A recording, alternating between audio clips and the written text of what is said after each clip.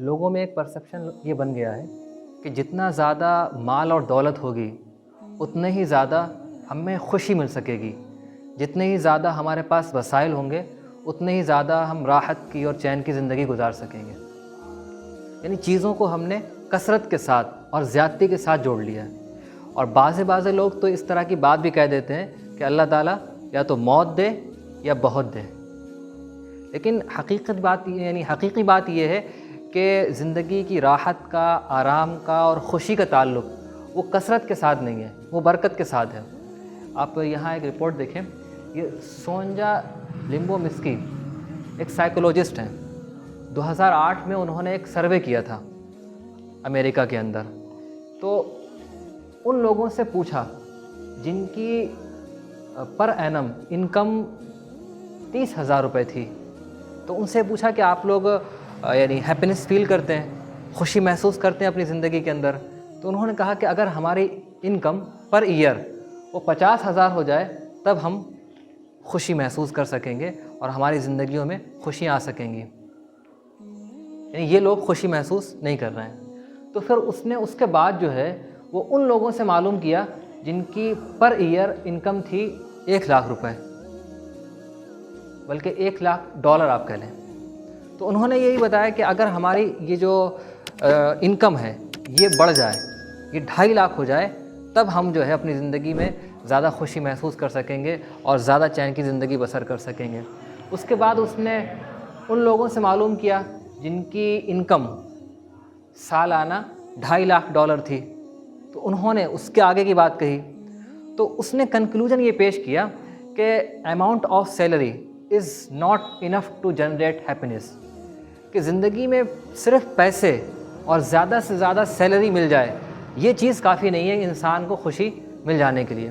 اور انسان کا حال تو یہ ہے کہ ایک حدیث میں جو بتایا گیا کہ انسان کی لالچ کا حال یہ ہے کہ اگر ابن آدم کے پاس سونے کی ایک وادی بھی مل جائے تو وہ اس کی آرزو کرے گا 2 ہو جائیں، اس کے پاس سونے کی 2 وادیاں ہو جائیں تو وہ یہ آرزو کرے گا 3 ہو جائیں، 3 ہو جائیں تو وہ آرزو کرے گا 4 ہو جائیں، حتیٰ کہ یہاں تک وہ موت ہی اس کی منہ کو بھر سکتی ہے۔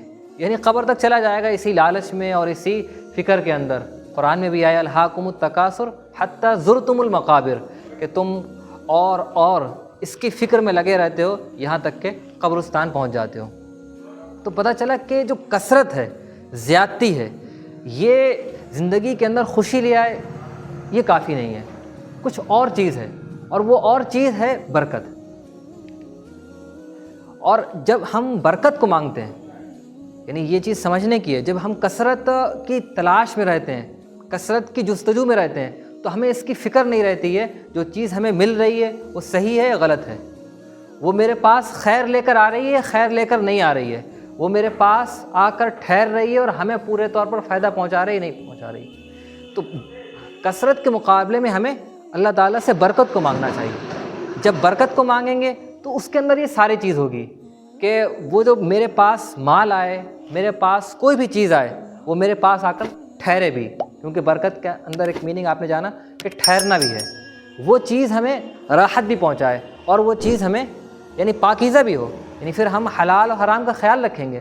کیونکہ قرآن میں یہ آتا ہے، اللہ تعالیٰ فرماتے ہیں کہ اے نبی صلی اللہ علیہ وسلم آپ کہہ دیجئے لا یستوی الخبیث والطیب، کہ خبیث اور پاکیزہ چیز یہ دونوں برابر نہیں ہو سکتی، اگرچہ خبیث چیز کی کثرت زیادتی آپ کو اچھی لگے۔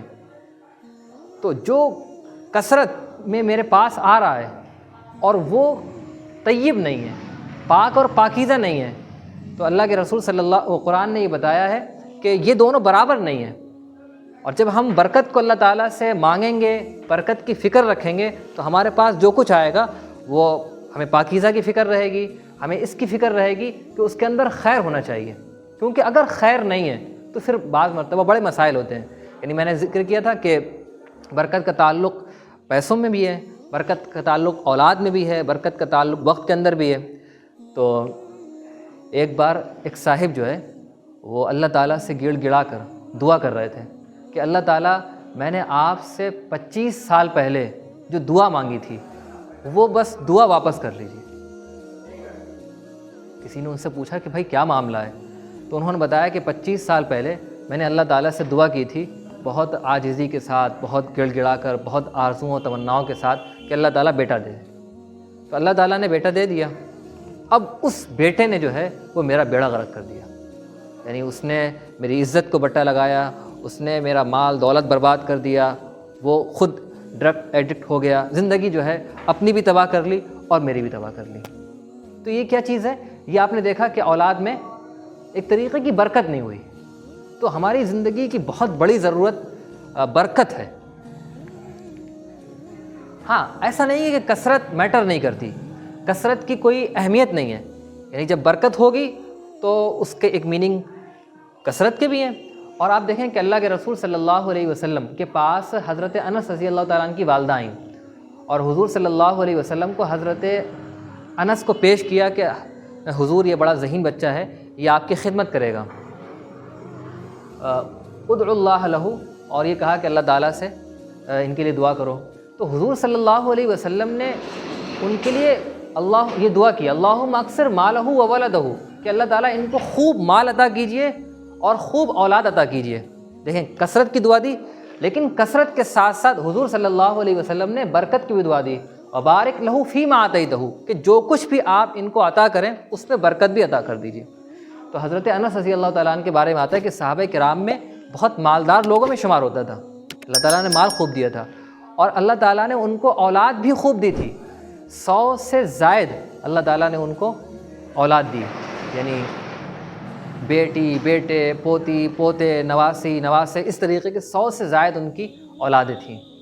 کئی ایک بیویوں سے تھیں اور پھر اس زمانے میں باندیاں بھی ہوا کرتی تھیں. تو مال کی کثرت بھی میٹر کرتی ہے، لیکن اگر برکت نہیں ہے تو پھر وہ کثرت جو ہے کوئی چیز نہیں. اور ایک بات اور سمجھنے کی ہے، یہ جو برکت ہے، چاہے مالدار ہو، برکت اس کی بھی ضرورت ہے. جو تنگ دست ہے، غریب ہے، برکت اس کی بھی ضرورت ہے. جو طاقتور ہے اس کی بھی ضرورت ہے، کمزور ہے اس کی بھی ضرورت ہے. جو خوشحال ہے، برکت اس کی بھی ضرورت ہے، اور جو بدحال ہے ضرورت اس کی بھی ہے. حدیث میں آتا ہے، بخاری شریف کے اندر ایک واقعہ ہے، ایوب علیہ السلام، اللہ تعالیٰ نے ایوب علیہ السلام کو ایک بیماری دی، جس بیماری کی وجہ سے ان کی ظاہر ہے صحت کا مسئلہ رہا. پھر اس کے بعد ان کے اللہ تعالیٰ نے اولاد بھی لے لی، ان کا سارا مال دولت چلا گیا.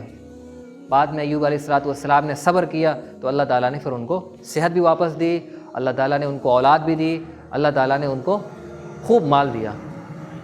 ایک بار کی بات ہے کہ ایوب علیہ السلام غسل کر رہے تھے. غسل کرتے ہوئے انہوں نے دیکھا کہ سونے کی ٹڈیاں وہ آسمان سے گرنے لگیں. ایوب علیہ السلام فوراً اپنے کپڑے میں اس کو بھرنے لگے. تو اللہ تعالیٰ کی طرف سے آواز آئی، فناداہ ربہ، اللہ تعالیٰ کی طرف سے آواز ہوئی کہ میں نے آپ کو اتنا مال دیا، یعنی اتنا مال دے کر بے نیاز نہیں کیا. نہیں، ظاہر آپ کے پاس تو اللہ تعالیٰ کا دیا وہ خوب ہے، پھر جو آپ سونے کی ٹڈیاں جو آپ کو مل رہی اس کو کیوں یعنی آپ جمع کر رہے ہیں. تو ایوب علیہ السلام نے کہا کہ لا غنا بی ان برکتی کا، اے اللہ میں آپ کی برکت سے بے نیاز نہیں ہوں. ظاہر ہے یہ جو سونے کی ٹڈیاں گر رہی ہیں یہ آپ کی برکت ہے اور میں آپ کی برکت سے بے نیاز نہیں. تو یہاں مال دولت ان کے پاس آلریڈی پہلے سے موجود ہے، لیکن جہاں انہوں نے دیکھا کہ اللہ تعالیٰ کی برکت ہے تو اس کو فوراً اکٹھا کرنے میں اور اس کو فوراً حاصل کرنے میں وہ لگ گئے. تو ہمیں اور آپ کو اس کا بہت زیادہ اہتمام کرنا چاہیے، خیال رکھنا چاہیے اور وہ کام کرنا چاہیے جن سے جو ہے ہمارے رزق میں، جس میں ہماری اولاد میں، جس میں ہمارے پیسوں میں برکت آئے.